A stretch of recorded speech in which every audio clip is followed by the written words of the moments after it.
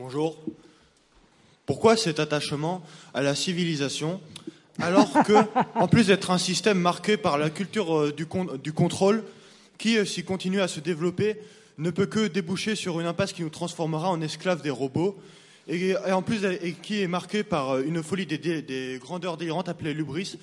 Pourquoi cet attachement à la civilisation alors qu'il s'agit en plus d'un mode de vie qui n'est absolument pas naturel, puisqu'il représente moins de 5% de l'histoire de l'humanité, et que, alors que quand nous ne faisons rien, nous nous emmerdons, nous sommes sujets à l'anxiété, à l'angoisse, en raison des pressions exercées sur nous par la civilisation, alors que la plupart des gens qui sont dits de peuples primitifs sont très contents quand ils n'ont pas de travail à faire, de rester assis pendant des heures à ne rien faire, parce que, contrairement à nous, ils sont en paix avec eux-mêmes et avec le monde.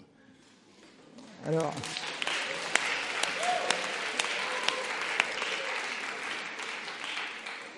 eh bien, je n'ai pas la réponse. Dit autrement, pourquoi est-ce qu'on est comme on est? C'est une bonne question. J'aimerais bien avoir la réponse. Alors, je vais... Pourquoi est-ce qu'on se met à faire des choses qui, avec le recul du temps, paraissent être des conneries? Parce que de temps en temps, on se trompe. On est tous ainsi faits. Je ne sais pas si vous avez jamais fait d'erreur dans votre vie. Moi, j'en ai fait. Donc, de temps en temps, on se trompe. Et alors, de temps en temps, on peut se tromper collectivement. Malheureusement, il y a plein d'exemples historiques où, de temps en temps, on se trompe collectivement. Par ailleurs, il y a des situations qui sont peu réversibles. Faust aurait très bien pu ne pas vendre son âme au diable. Il serait démerdé pour tomber amoureux de quelqu'un de moins bien que Marguerite, je crois, c'était. Il aurait peut-être été un peu moins heureux, mais enfin, à la fin, il n'avait quand même pas besoin de vendre son âme au diable. Nous, on est un peu dans un pacte faustien dans cette histoire. On a un peu vendu notre âme au diable, c'est-à-dire on se promet un lendemain qui risque d'être un peu rock'n'roll, contre le fait qu'effectivement, on ait vécu une parenthèse qui a été une parenthèse courte dans l'histoire des hommes. Selon les scientifiques, l'homme, c'est 20 000 ans, 100 000 ans, etc. Puis là, on a vécu 2 siècles. Ça va encore durer 10, 20, 30 ans, je ne sais pas, enfin, pas 2 nouveaux siècles, ça c'est sûr, de quelque chose qui est quelque part une forme de corne d'abondance qui semble n'avoir aucun inconvénient. On a plus de tout, puis on a l'impression qu'il n'y a pas d'inconvénient. Les inconvénients commencent à arriver. Alors pourquoi est-ce qu'on a fait ça? Je pense qu'une des raisons, elle est biologique, tout bêtement. C'est-à-dire qu'avant d'être des animaux qui pensons réfléchir, on est des animaux, point. Donc on fait confiance à nos sens.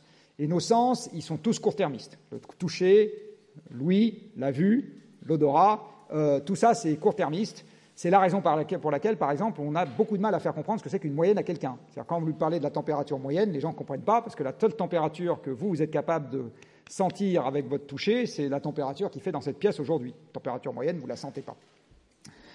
Donc on fait confiance à nos sens, et nos sens, ils nous ont structurés à nous comporter en mode essai-erreur. C'est-à-dire que toute l'histoire des animaux, et c'est comme ça qu'on fait l'éducation, c'est de faire des erreurs, l'essentiel du temps réversibles. Quand elles ne sont pas, on meurt. Voilà, de temps en temps, dans l'apprentissage collectif d'une population d'animaux, il y a des morts, y compris chez les hommes. Mais on est en mode essai-erreur. Là, on est face à des problèmes globaux qui ne se contentent pas d'un mode essai-erreur. Donc il faut qu'on arrive à s'extraire de notre biologie pour arriver à répondre positivement à la question que vous posez. Et c'est vachement dur de s'extraire de sa biologie. Alors une fois que j'ai dit ça, qui est une façon de dire pourquoi, j'en sais rien. Ça s'est passé comme ça, puis parce qu'on est des animaux. Moi, j'ai une deuxième question qui me paraît plus intéressante, qui est une fois qu'on sait ce qu'on sait, comme disait l'autre, qu'est-ce qu'on peut faire d'utile pour que ça se passe un peu mieux plutôt qu'un peu plus mal? Voilà, parce que, admettons qu'on soit dans la merde, comme vous venez de le dire simplement, qu'est-ce qu'on peut faire pour ce qui est en plus un peu simpliste, parce que cette merde a plein de bons côtés. Je ne sais pas si vous êtes très malheureux de devoir étudier à Sciences Po plutôt que de devoir aller ramasser des patates, je ne sais pas. Bon. Une fois qu'on... Je vous laisse la réponse. Une fois qu'on a cette réponse, la question, encore une fois, c'est qu'est-ce qu'on peut faire d'utile? Parce que dans la décision, et la décision publique, pour en revenir à ce qui vous concernera pour partie, au fond, opposer le monde merveilleux au monde merdique, ça n'a pas une grande valeur opérationnelle. La seule valeur opérationnelle, c'est opposer entre elles les alternatives qui sont à ma main à un instant donné. D'accord? Ça a une valeur opérationnelle. Les alternatives, vous pouvez les concevoir en fonction d'un monde idéal vers lequel vous avez envie d'aller, à supposer qu'on puisse. Donc, dans un premier temps, je reviens à des trucs très simples. On comprend là où on est. Dans un deuxième temps, on voit où sont les voies de sortie possibles, parce qu'on en a plusieurs. Toutes sont imparfaites. C'est ce que je disais tout à l'heure en entrée. Vous n'aurez que des problèmes mal posés et des solutions multiples. Et ça, c'est un exemple typique. Et une fois que, collectivement, on s'est mis d'accord sur ce qui nous paraissait le moins idiot, à ce moment, on met en œuvre les alternatives qui correspondent à cette affaire-là. Et ces alternatives sont toujours lentes, parce que malheureusement, une fois qu'on est quelques milliards sur Terre et 60 millions en France, même dans un système dictatorial, parce que vous avez des dictatures dans le monde, vous voyez que ça ne bouge pas si vite que ça. Les systèmes sont lents.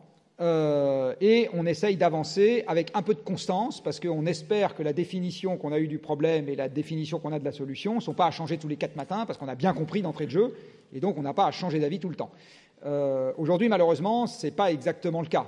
Vous voyez qu'on est dans je change d'avis, et puis on n'a pas une idée claire de problème à traiter et d'où il se situe par rapport aux autres. Ce qui est absolument fondamental, et ça rapproche de la question qui a été posée tout à l'heure sur est-ce qu'on peut trouver d'autres motifs d'espoir que le PIB, c'est exactement la même question que vous posez quelque part. C'est-à-dire où est le sens qui peut nous faire oublier l'effort. Alors je reviens à mon truc trivial du camping dans la montagne. Moi, l'été, je fais de la montagne, je transpire un grand coup, c'est beaucoup moins confortable que d'être assis dans mon canapé, etc. Mais je suis très content parce que je trouve un sens à ce que je fais qui me fait oublier le fait que je vais transpirer, que ceci, que cela. Eh bien, donc le mot essentiel pour moi, donc vous l'avez dit en filigrane dans votre intervention, c'est d'arriver à faire revenir du sens dans ce qu'on fait. Et là où je suis absolument certain de mon coup, c'est qu'il n'y a pas de sens à augmenter les résultats trimestriels. En tant que tel, ça n'a pas de sens. On s'en fout. C'est pas ça qui... Voilà. Que les grands trucs qui ont du sens dans la vie d'un homme ou d'une femme, c'est tomber amoureux, voir grandir ses enfants de manière harmonieuse, avoir confiance dans le lendemain, etc. C'est pas que des indicateurs monétaires. Donc il y a plein de trucs qui sont indispensables. Et aujourd'hui, je considère, donc là je vais être un peu taquin aussi avec quelques anciens de cette maison, que les politiques sont devenus paresseux parce qu'ils ne font pas l'effort de concevoir des programmes qui sont résistants aux contraintes et qui portent du sens malgré les contraintes. Donc on vous parle de réformes, on s'en fout des réformes. On s'en fout complètement.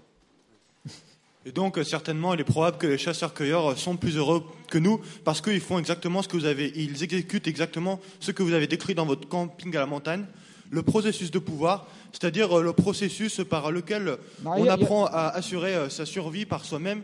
Et il est probable que ils sont collectifs, les chasseurs-cueilleurs. Ils sont collectifs, il y a du pouvoir.